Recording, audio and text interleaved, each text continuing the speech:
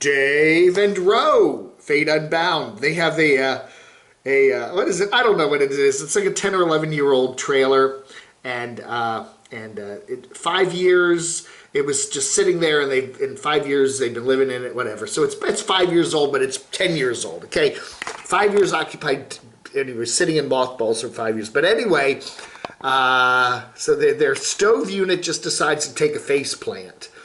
It just bang! Right out, just whoa. Okay, so full timing for 5 years in a 10-year-old or 11-year-old vehicle. I think you said it's a 2011. Anyway, and they've taken it down a lot of very bumpy mountain roads and forest, into forests and everything. They've really driven the heck out of it. And you know what? Things are gonna shake down and shake apart, right? So anyway, they said it was a surprise, but it wasn't totally unexpected. What do you do when the stove falls out? Yeah, put it back in, right? And you try to get it in a little more sturdy so that next time it won't fall out again, right? Anyway, good video here. Dave and Roe, Fate Unbound. All right, we got Native Element Van Life, who has traveled up to the Great Northeast. He's in with his family there in Massachusetts. And he has his JDM, I think it's a Toyota manufacturer, but it's made for the Japanese domestic market camper van that he just bought, with the steering wheel on the right side there, on the wrong side, of course, if you live in America. Right side, if you live in Ireland or England, but the wrong side, Japan. Japan, for some reason, drives on the left, so their steering wheels are on the right. Don't ask me why Japan drives on the left, but they do.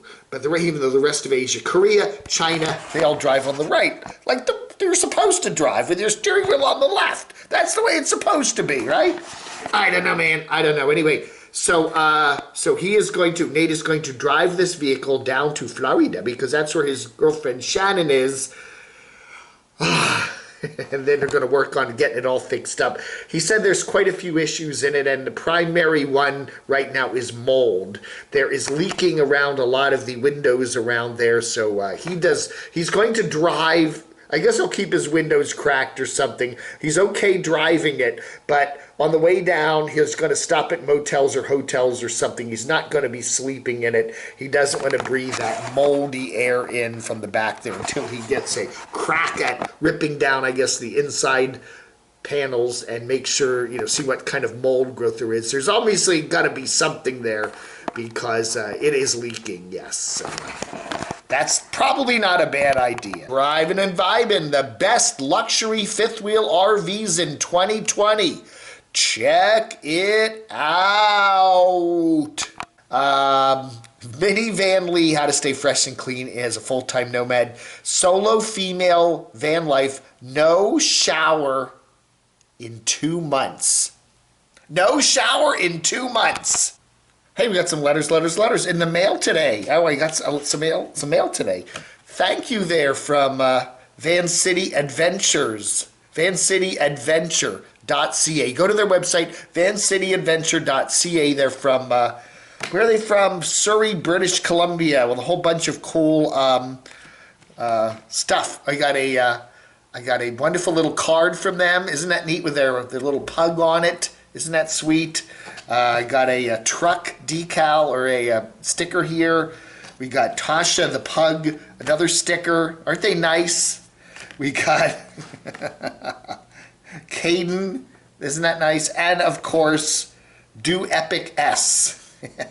I already got one of these on Little Adam, so thank you very much for that. That was very nice. All right, let's do some letters here, shall we? Yeah, we got a lot of comments on the Bureau of Land Management, the BLM. Apparently, one of the things Donald Trump did in his last days of office was to issue an order to move the headquarters of the BLM from Washington, D.C. to Grand Junction. I was thinking of Grand Junction, Colorado. So what happened was 87% of the staff of the BLM didn't want to make the move, and they didn't go. So they only got, But that's the headquarters staff. We didn't lose 87% of the people that worked for the BLM in all those various locations out west, mainly out west. We lost 87% of the headquarters staff, okay?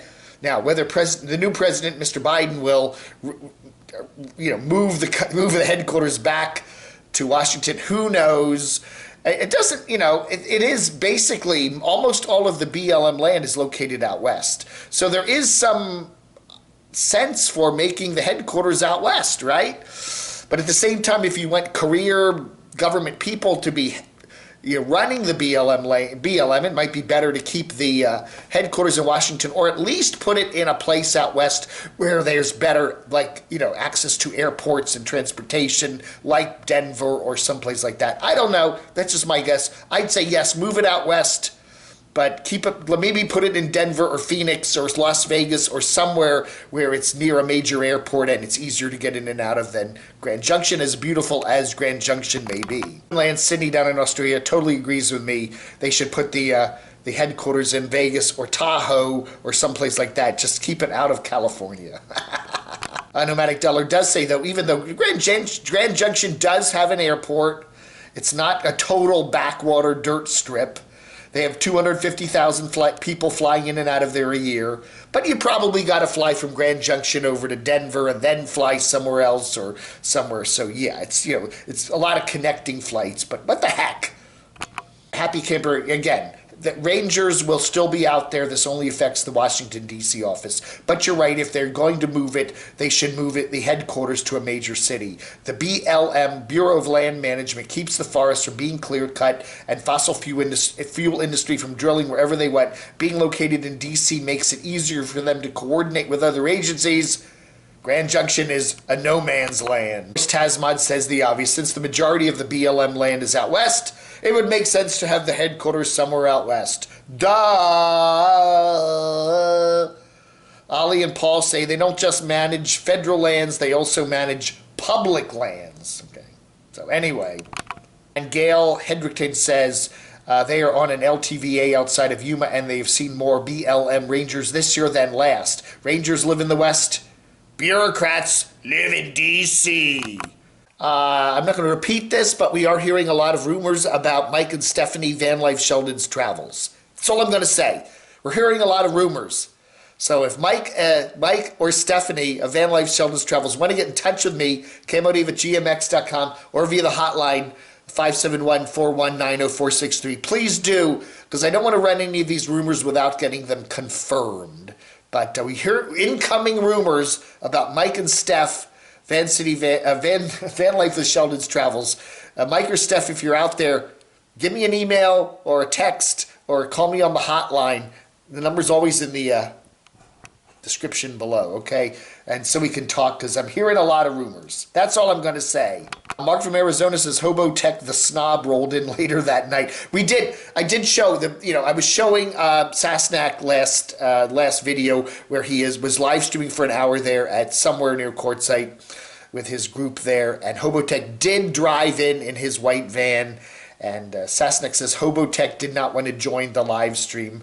So yeah, but that's Hobo Tech is the reason we were wondering about that is because Hobo Tech and Sasnak Stan, Tom Hobo Tech, were together. I think it was Stacy 2 years ago, doing some really cool live streams every night at the RTR. And a lot of people watched those, and they were a lot of fun. And we were hoping, at least some people were hoping, they would get together and do that again this year, but apparently not. Charlie Brown says Hobo Tech has taken down all his traveling videos from day one on his channel. He is only showing product or e-bike videos. I'm really disappointed because I wanted to visit those places one day. Also, he said no more live streams at the RTR. All right. Lee Paping, Poepping. I'm not going to even... Lee says, Dave, I hear Canada calling your name for a little deep winter camping.